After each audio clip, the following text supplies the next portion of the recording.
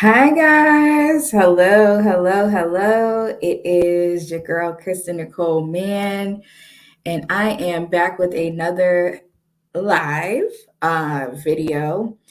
And I would like to ask you something first before we get started and before I introduce myself. Please like and subscribe to my YouTube channel.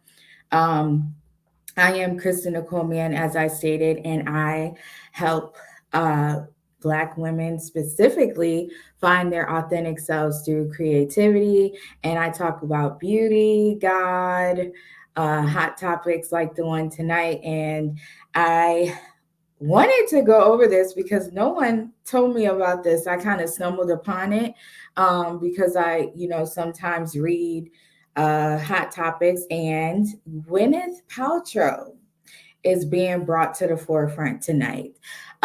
She has spoken out and said some interesting things about Black women, and I wanted to talk about it because I think she exposed, I guess, her culture in a sense. And I never heard anyone kind of say it the way that she boldly said it. So she started a little wildfire across social media. And, I just wanted to get on and talk about what she said. So I'm going to try to pull it up. Hopefully, when I put this on YouTube, they are not going to uh, scold me for this, but let's pull up the article. All right. So Gwyneth Paltrow has told People magazine that she is opening up about the differences she has noticed in relationships between Black and white women that she knows. So during a Thursday chat with Dr. Ella Bell at the Makers Conference in Beverly Hills, California, the actress and Goop founder, CEO, praised the incredible, intrinsic self-honoring of her Black women friends, saying, if it's like from the deepest part of their souls all the way to the tips of their fingers. My Black women friends know themselves, love themselves in a way that I think white women are not taught to, explained Paltrow 51. I think white women are taught to be competitive with each other or with one another, which is something I've tried to work so hard to dispel because I don't believe in competition between women, but we're raised to be competitive, to be jealous, and to look over each other's shoulders. And at least in my in my circle of Black women, they do not do that. Um, Now, I thought this was real interesting that she actually went forth and told us about this because people don't usually talk like this. And I was surprised to hear her saying that white women have a lot to learn from Black women. Now, let's talk about this. Let me remove it. Let's talk a little bit about this because I get what she was saying, but I think Black women, we also have taken upon some of those characteristics within our own community of the competition, jealousy, all the things that she named. And it was quite surprising to me that she said that happened with her counterparts. And I'm not sure specifically, is she talking about the entertainment industry or is she talking about in real life? But it was pretty bold for her to say that white women need to take on the same type of self-love attributes that Black women have done for themselves. Now, reasons why Black women, we have to always pour into ourselves and keep ourselves just filled with love is because society, they don't do a great job of, giving us encouragement, telling us that we are beautiful. It's always separated. It's always for Black History Month. It's always like just a entity over here. And then when it comes to media, print media, which is changed to digital media, we're not put in the forefront as the actual look or the actual epitome of what a woman is. And when you look at history, yeah, we haven't been brought to the front on many things. Now, recently, it may look like we're supported, but it's still not a lot of progress. Not a lot of progress going on. So for Gwyneth Paltrow to come out and say something as bold as this, I don't know if she was doing it for Black History Month.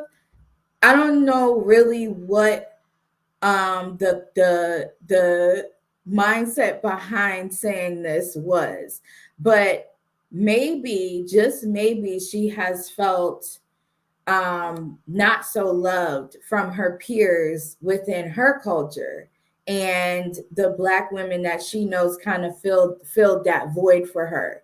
And we always do that, like, I know for people that I've been around, and myself included, uh we just care for people naturally. Like, we just care for people. And then another thing I realized is that we do have a natural motherly instinct.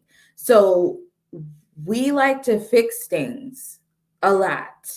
And sometimes that's dangerous because we take on more than we need to, for other people's business. Now, when it comes to learning boundaries and healing, a lot of that you don't jump to anymore after you're on the heal side. You don't really try to solve people's problems. You're there to listen. But even with listening, I've set boundaries because it can weigh you down. But I am surprised that she said a lot of jealousy and how they're trained to compete with each other. Like, let's break down the key word of train, because she said that keeps up the patriarchy. And I am reading this book. This goes along with a book that I'm reading. And let me pull up the actual title because I am almost finished with this book, but Gwyneth Paltrow, she done started a fire, yo. So let me pull up. Oh, it was the conspiracy of to destroy a Black woman. Now, I'm currently reading this book, and it's mind-boggling. It's eye-opening. It's all the secrets that society tries to keep from Black women, and then it tells us about ourselves. And so when she came out with saying that, it keeps the patriarchy going and the competition and all, it says that right in this book. And we as Black women, we kind of took on those attributes that we saw worked for them. Now, this is just me studying history and then studying how it looks now. We have taken on some of those characteristics in our own circles, in our own culture. And it's really like a dog eat dog, crab in a barrel syndrome that I'm like always wondering, when did that really start? Was that always something within the Black women circles, or did that start later on when there were certain movements like the civil rights movement, the women's rights movement, which came before the civil rights movement? We hear a lot about Susan B. Anthony partnering with Harriet Tubman, but then you find out it wasn't really a partnership. You hear so many things.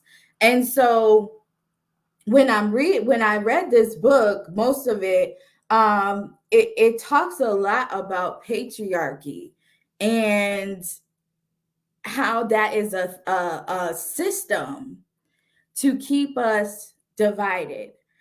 And when you have someone like Gwyneth Paltrow come out and say certain things that other white women may be afraid to say, um, it does do something. It does create waves. And it doesn't look like it would if I were to get on here and I say the same things. I would look like enemy 101, like public enemy number one. And I'm just surprised that more people aren't talking about this, because it is a conversation that needs to be had. And like I put in the description, there's a lot of things that happened great with when it came to uniting um, with different cultures of women. Then there's some not so great things that still hasn't been discussed, especially when it comes to like jobs, the job environment, um, the mother environment, all these environments. There's still conversations to be had. But let's go on further with what she. Let me make sure I didn't miss anything else, because I'm like, what possessed her to say this? And she was saying, at least in the circle that she has of Black women. So I don't know if she was speaking on all the Black women, but it kind of made some noise. And then she said, I can turn to the Black women in this room when I need lifting up. That's important for us. And I don't think white women have that. Now, being someone that likes to empower, encourage, and lift up people, I get what she means there. But that doesn't mean that other people that look like her don't do that. But I can't speak for her, because remember, I get on here and I speak from a Black woman's perspective first. I can never speak upon any other culture and say what they think when they first wake up, or what they think when they're in different environments. This is coming from someone that is white. And so honestly, it's like you can't really question it. And she's been in a lot of spaces, so you can't really question it and say, oh, she's just like saying something. But I don't think she's just saying something. I don't think she's just saying something. And maybe she's trying to win over Black women as an audience even more, because I mean, when it comes to it, we do consume a lot. We consume products, we consume books, we are market leaders. Like when it comes to investing our money into something, we will push that thing forward, so everyone will buy it.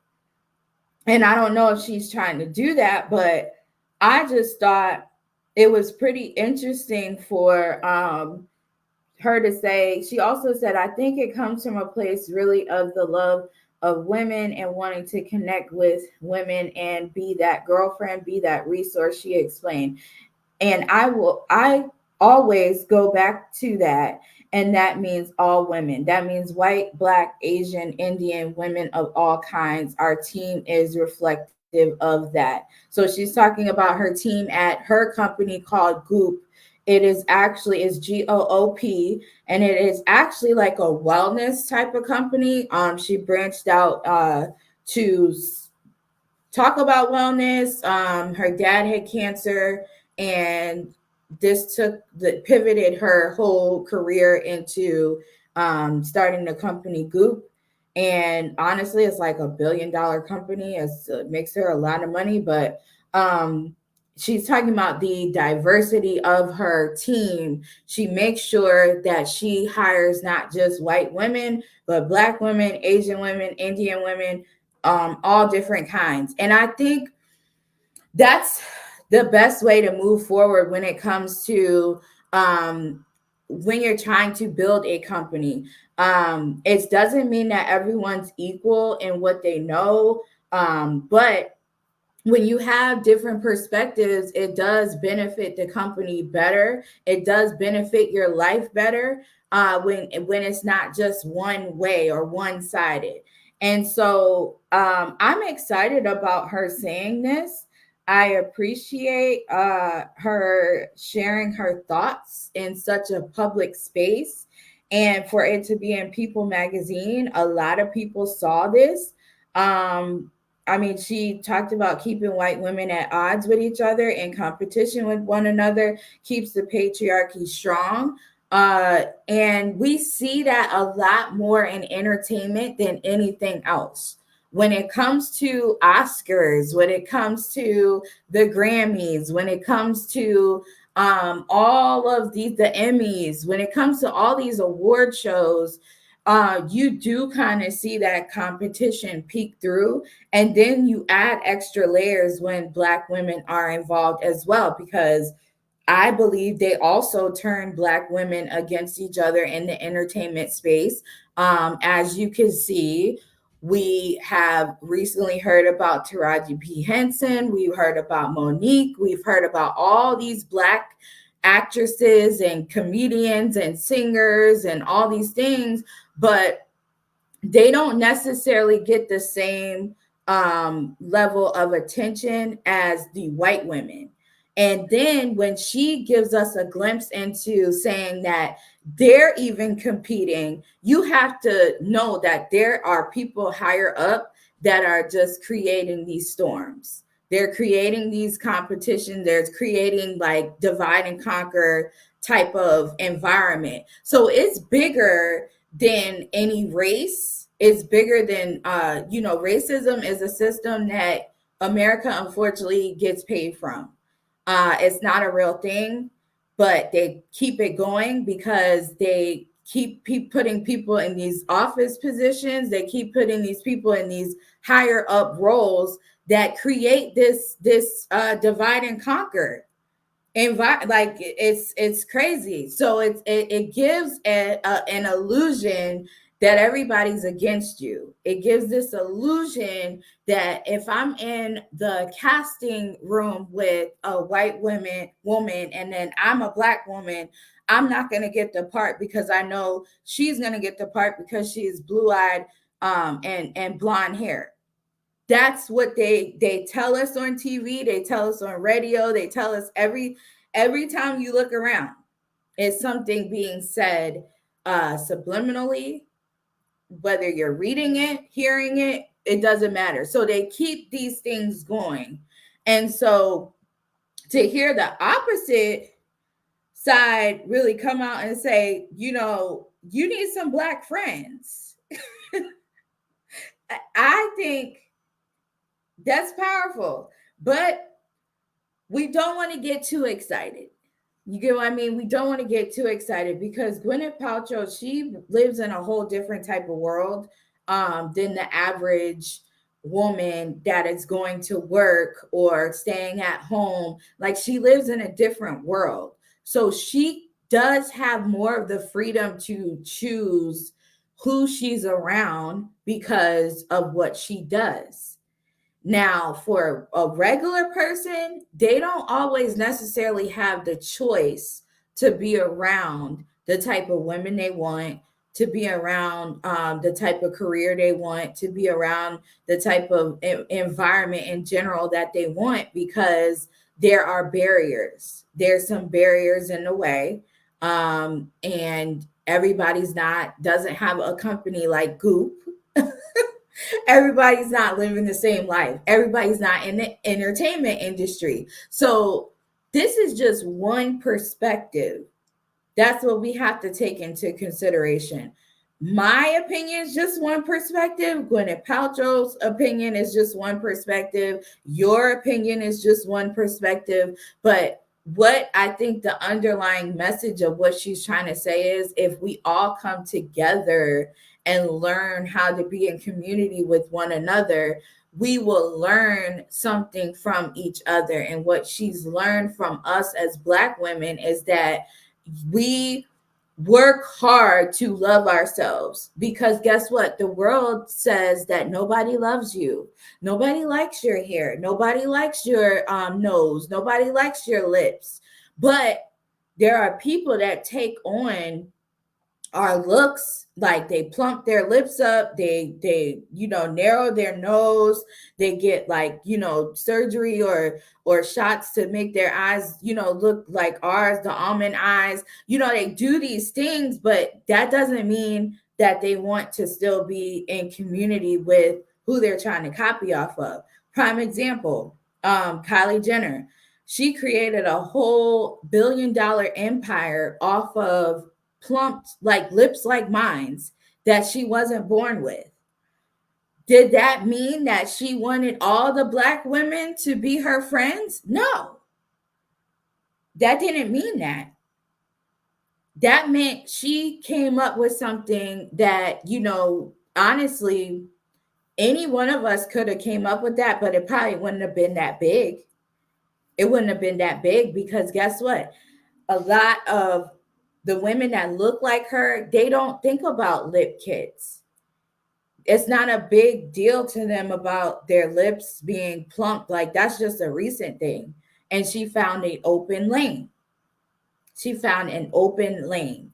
And her whole family pretty much has found an open lane because they know that they know what they're doing. They know what they're doing. But yeah, I think it's best to, have different perspectives in your life when it comes to, friends and relationships, but you don't have to lose yourself. That's what I always say. Like as a Black woman, I don't want to lose myself, and change myself so much that I forgot where I came from. I forgot, some things it's just not gonna I can't get rid of. It's just some things that, Black people have knowing about amongst each other. Just like I just put up the status about eating fried bologna or a bologna sandwich. I don't like bologna, but a lot of my family, they used to fry bologna. They used to, do a bunch of things with bologna and eat it. But that's just not my thing. But it did create a funny conversation because people are like, I still eat that. A lot of Black people eat that. So back to my point, I thought it was very powerful for Gwyneth Paltrow to step up and say that, and for them to publish it not in Black History Month. They published this on March 1st. So I don't know what they're trying to do to like put this out. I don't know what they want from this, but it's important to know. It's important to know. And I just wanted to talk about it. And it's just a shout out, I think, collectively for Black women to know that having relationship with us does matter. And I feel like she saw us in that moment. So kudos to Gwyneth Paltrow and anybody else that feels that way as a white woman. And if you do have competition a lot and you feel like your peers are not, receptive of your friendship, we're always here. We're always here to love on you, to encourage you, to empower you. But just know, I know through my experience, there are going to be differences. Like you cannot change us. I've been around a lot of white women, and some of them have tried to change me. I don't know if that's like a natural thing, but there are going to be differences. So I'm just forewarning you, if you do try to have more Black women as friends, or you come around to the cookout is what they call it, is going to be things that you just can't change. And same thing, if I come to you, I can't say, oh, don't do that no more, or you might want to do this. I'm not that type of person to do that to people.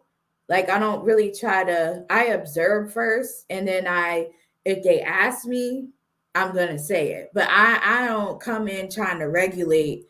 And I've experienced that a lot from more so white women. But I don't hate them. I'm not racist, but it's just, there's some conversations that need to be had. And I'm glad she started it. So again, follow, like, and subscribe to my YouTube channel. I hope that you go read the article yourself. I'm going to post it in the comments so that you can read it. It was definitely eye-opening. We should embrace our differences. Yes. Hello. And this was not easy for me to always get on and people kind of have this perception that I don't like white people. I don't know where that came from, but I'm going to always advocate for my people. That's just how I was made. That's just what I'm going to do. It's not nothing, no hate towards any other culture, but that's just what I'm going to do. And nobody can change that. But I'm going to put this in the comments right now before I go. And if you have anything you would like me to talk about or mention or whatever, you can comment here. You can inbox me. You can go to my YouTube channel and comment there.